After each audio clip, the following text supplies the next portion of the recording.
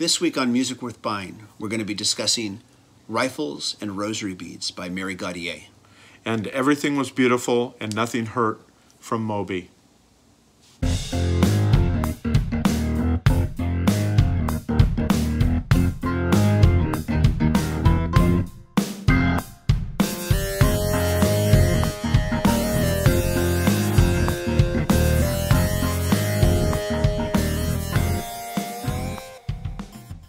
Hey everybody, this is TJR. I'm a musician and a music writer. And my name is Robert Kinsler, and I'm a music writer and a musician. And it's another episode of Music Worth Buying, where once again, we each have brought to the show an album that we are tremendously excited about. And I want to get Robert's reaction to what I've brought. He wants to get my reaction to what he's brought. And we also want to know what your reaction is too. And we're going to talk about the albums, play you some clips.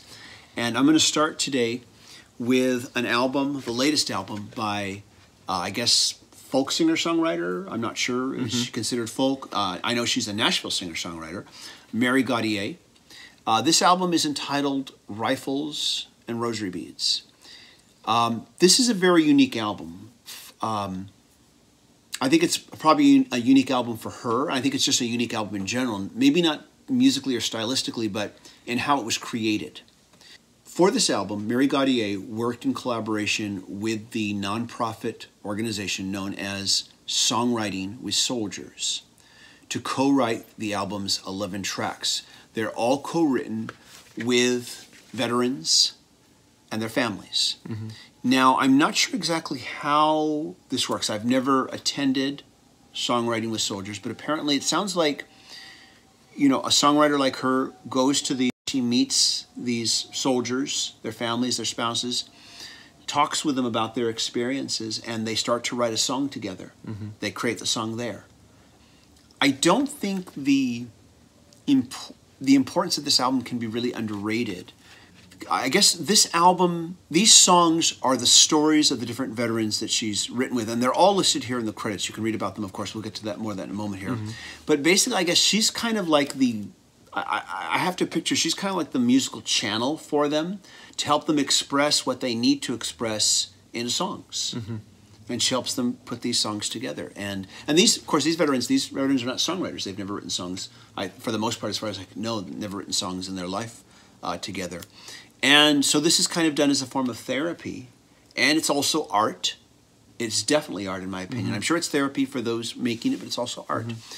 In her own comments to the album, and I'm quoting here, Mary Gauthier hopes her album will help bridge what she sees as a civilian-military divide in the United States, too often buried in politics, to prioritize the lives and health of veterans. These are her own words and her press materials on the album, and I think what she's saying is great, and I think her goal with this album is fantastic. We're going to listen to a track on this album that I did mention in my, I do a weekly, semi-weekly segment called Songs You Need to Hear. I call it Synth, Songs You Need to Hear, where I talk about new tracks, just individual tracks that you should check out. That's how I became acquainted with this album. I heard the track Soldiering On. I did talk about it in that particular weekly show, and I was moved to check out the whole album because of it, and so I definitely did. I picked it up on vinyl, as a matter of fact. That's how much I liked it. And so here's a song called Soldiering On. But what saves you in the battle can kill you at home.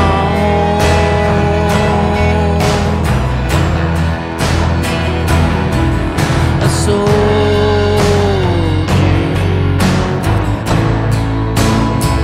soldiering on. Wow, that is amazing and very heavy. You know, what occurred to me, it's like, I mean, you're obviously hearing the song and you're thinking about soldiers and their sacrifices and stuff, and it's like, you know, at least on the nightly news, the whole world kind of goes on and stuff, and yet there's so many of these soldiers, you know, people in serving our country, you know, and making sacrifices and stuff, and we're not even aware of it. And I think maybe is that what she's trying to do here, is maybe tell us, like, hey, these people's, you know, don't let their stories and don't let their lives be forgotten. Yeah, these are their stories. Yeah. there is an intimacy to this because this is therapy for them. This is, you're listening to someone's therapy turned into art. And there is an interview on NPR that you can look up online with her and with U.S. Army Sergeant Joshua Gertz, I hope I've said his name right, who co-wrote the song Still on the Ride, which we will listen to a little bit here. It is a song about him losing his best friend in combat. Wow. He's in the interview where he's talking, him and Mary are talking to a reporter from NPR. He states that during the songwriting session that he found himself telling Mary Gauthier things that he had never told anyone before. Wow. Not even his wife, not even his family, that he truly opened up. And that the process was healing for him.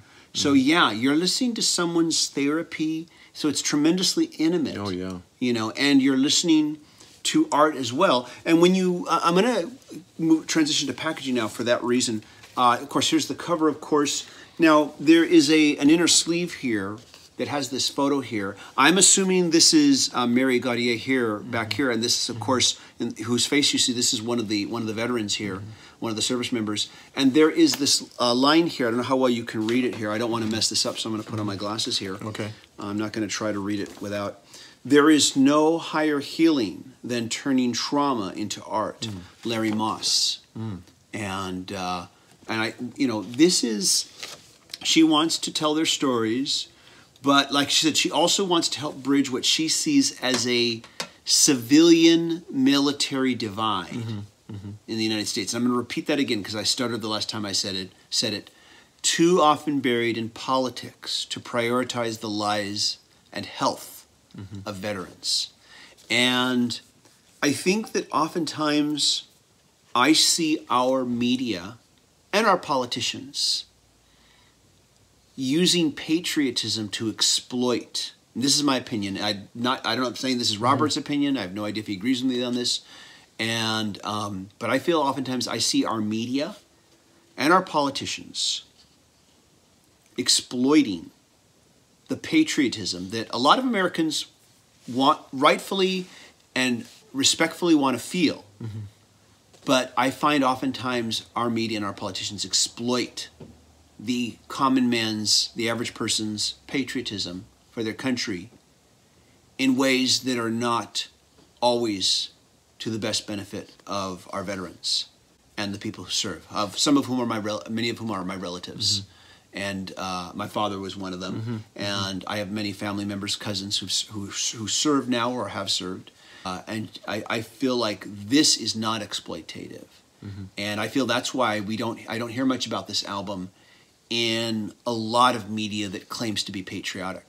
We're not really hearing much about this album here because this deals with all the shades of gray. It's not just the, I mean, and when you listen to the lyrics, you know, there are lyrics where these veterans themselves say, I love God and I love country.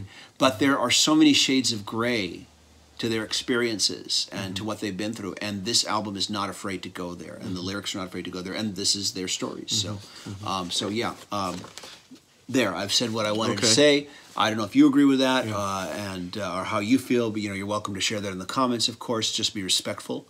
I was going to play another track, but is there anything you want to say? You know, I'd love to hear the whole album and then give it some thought. I think everybody should. I'm like you. To me, you know, when I think about, like, my father also served, my uncle served, my late uncle served, other members of my family have served and stuff. And when it comes down to it, it's, to me, well, at least my relationship with them, it's not political. You know, it's just about their service, and I respect them that when they were called, they went. Yeah, it shouldn't be political. It should not be political. Yeah. I'm very proud of their service, and you know, and I know they all had varying degrees of experiences and that they went through, but I think all of them were better people for going through that. You know, and but yeah, I know in my father's case it was very difficult service and stuff, and but he has shared with me some of his experience. But again, I'm anxious to hear this album and hear some of the stories that they have to tell. And we are going to now listen to the track that I was mentioning earlier, "Still on the Ride,"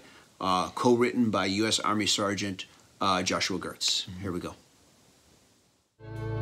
But it's not up to me who who dies and who carries on. So I sit in my room and I close my eyes,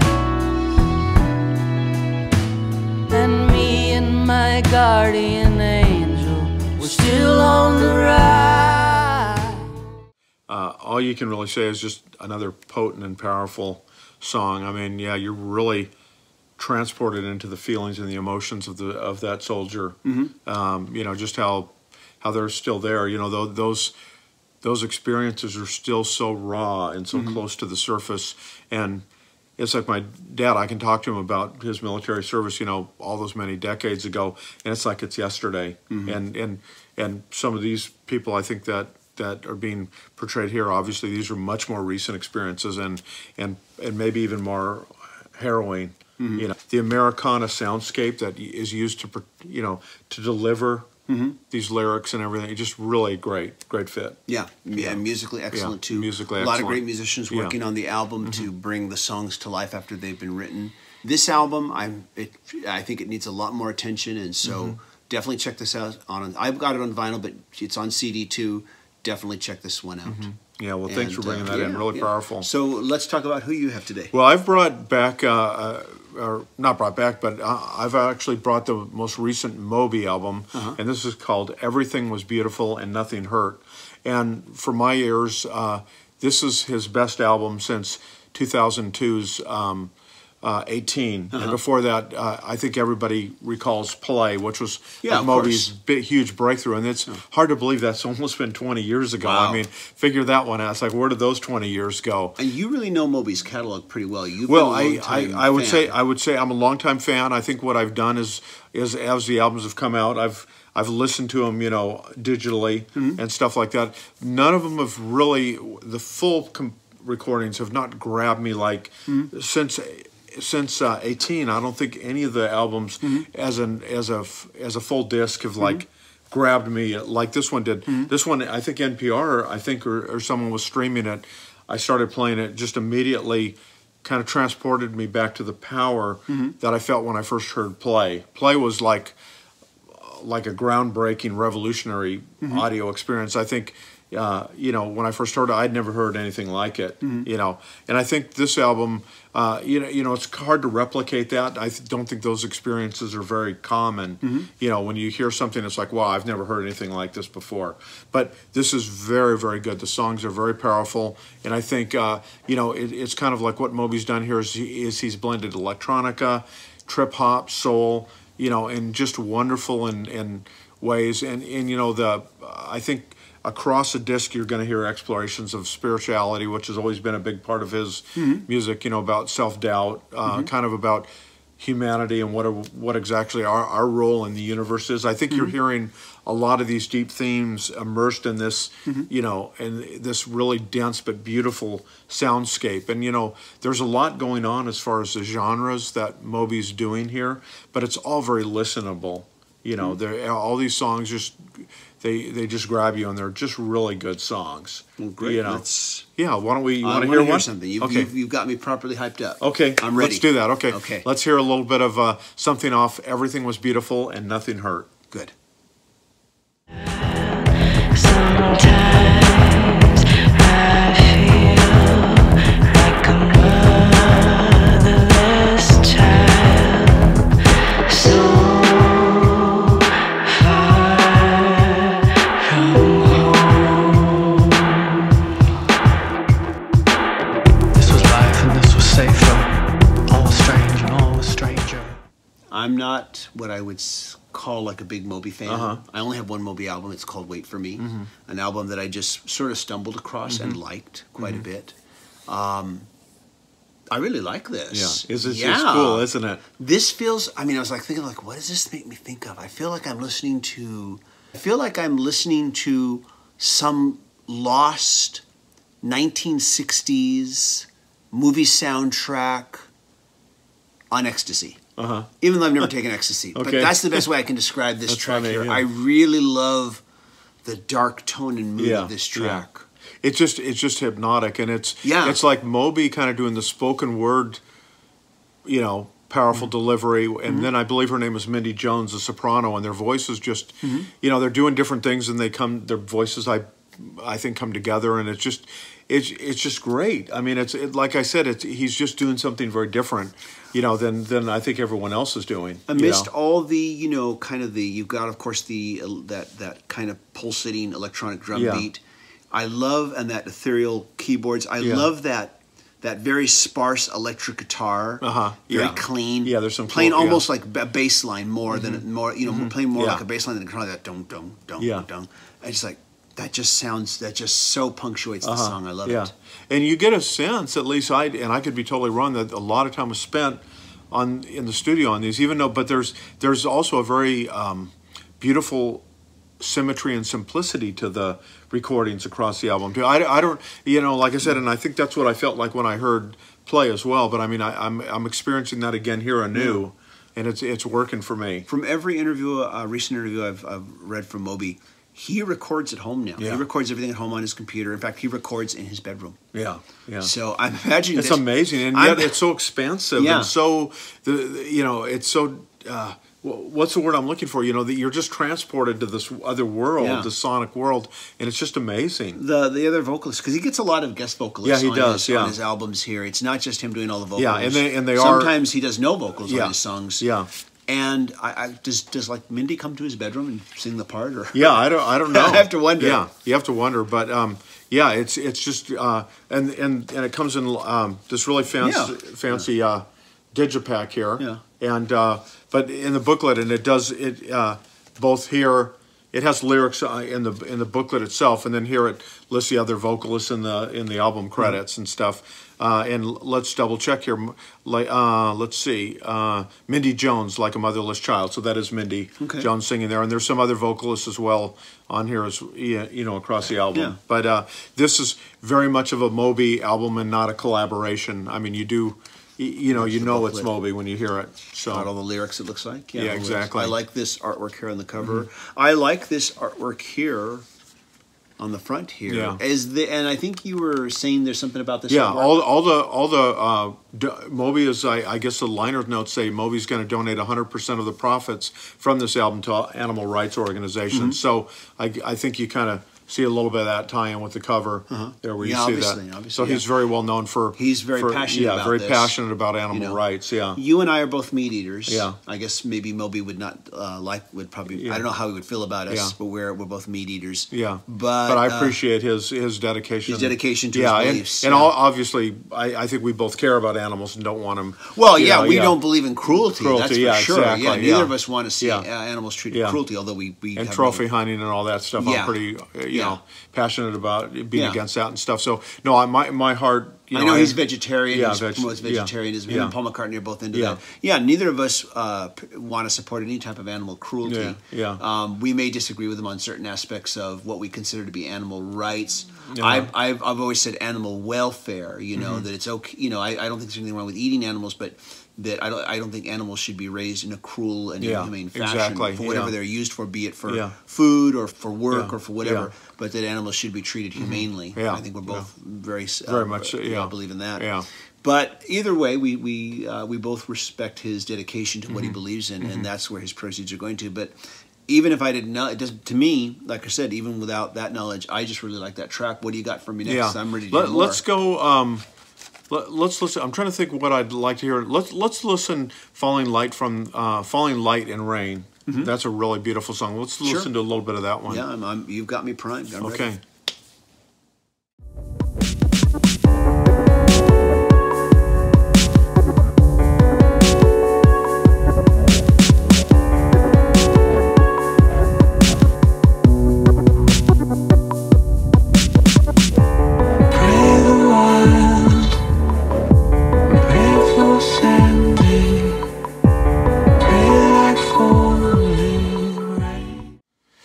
everybody. I made a slight mistake. I got my things mixed up. It's called Falling Rain and Light. I think I said Falling Light and Rain, but it's Falling Rain, which makes a lot more sense. Rain falls. Hey, we're all casual about this here. Exactly. We know how casual the internet is. Yeah, the internet is never judgmental. The internet never nitpicks you if you make a little gaffe. We know how polite and nice everybody is on the internet. Exactly. Yeah, so we don't have to worry about that. We're right. all good here. And hey, I like that. Yeah. Kind of jazzy, isn't it? Kind of in a way, isn't it?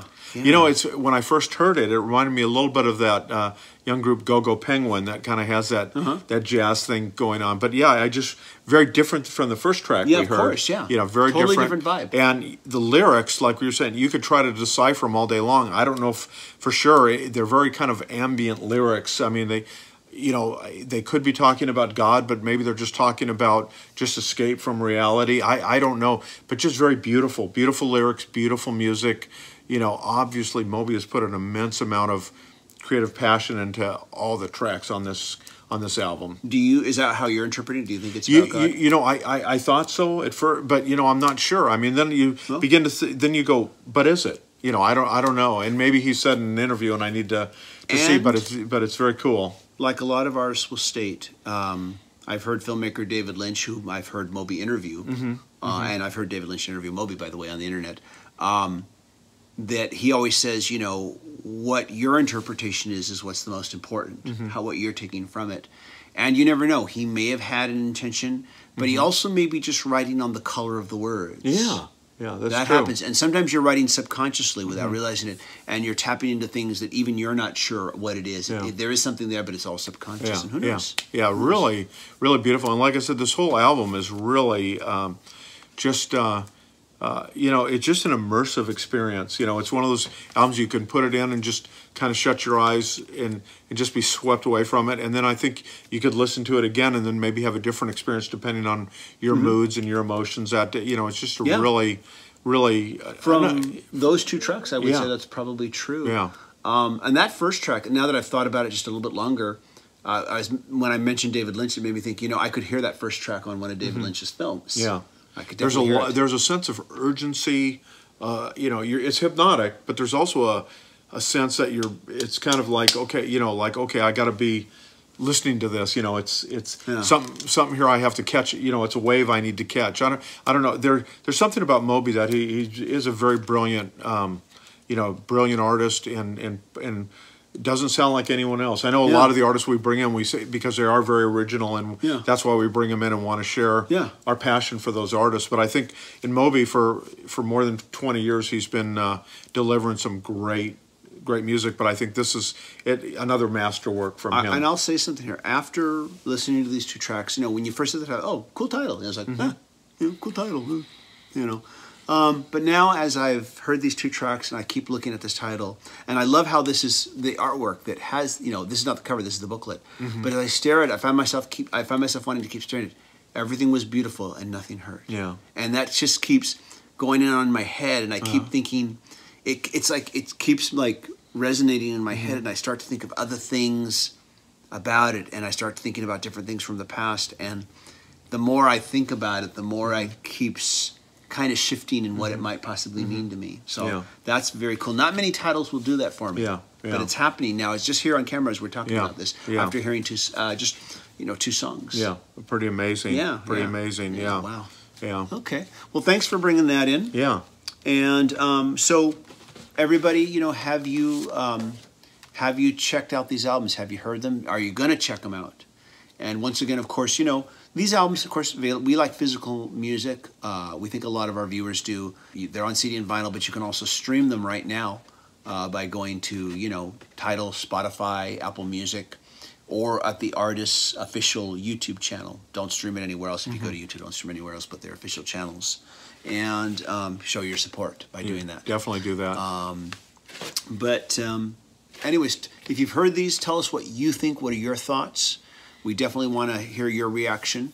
And as always, please subscribe. And if you have subscribed or are going to subscribe, be sure to click notifications so that we can let you know when we release new videos. Please help show your support by clicking like if you like these videos and leaving comments. And everybody, thank you for watching. See you later, everybody. Bye.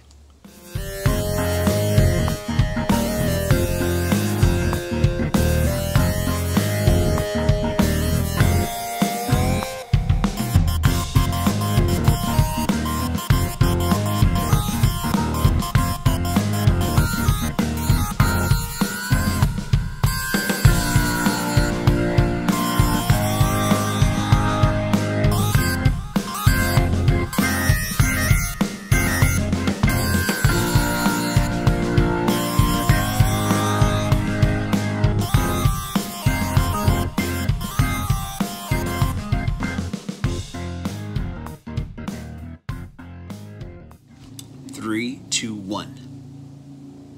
This week on Music Worth Buying, we're going to be talking about rifles and Rosary. Let's do it again. 3, 2, 1.